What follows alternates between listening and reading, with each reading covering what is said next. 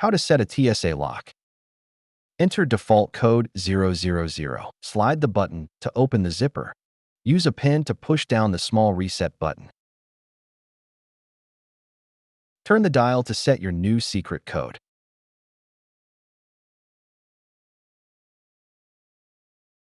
Make sure the numbers are aligned.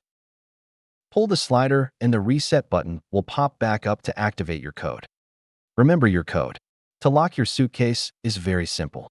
Insert the zipper into the slots on the lock. Scramble your numbers by turning the dials randomly. There you go, your suitcase is locked and secured.